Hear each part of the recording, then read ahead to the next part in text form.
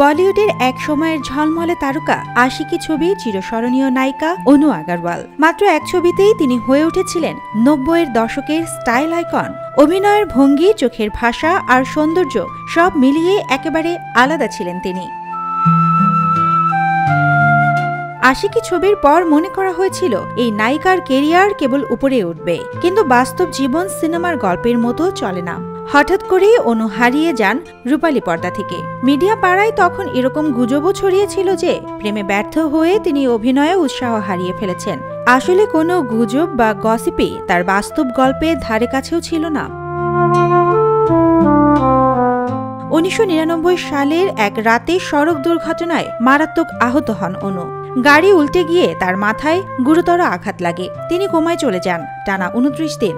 জ্ঞান ফিরে এলে নিজেকে চিনতে পারেননি তিনি। নিজের নাম, পরিচয়, এমনকি আশিকি ছবির কথা কিছুই মনে ছিল না। শরীরের এক অংশ কাজও করছিল না। চিকিৎসকরা বলেছিলেন আর হয়তো তিনি হাঁটতে পারবেন না।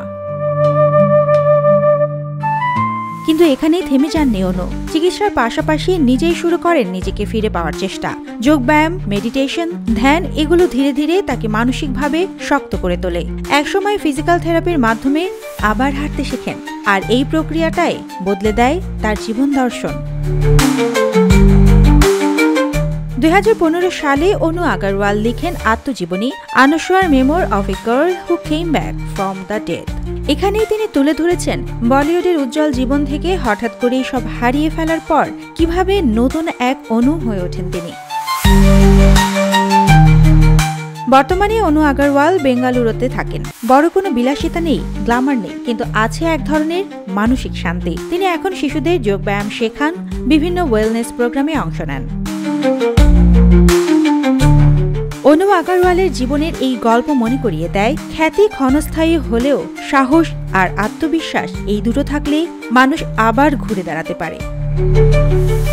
সুবর্ণা মিজাবিন, দেশকাল নিউজ।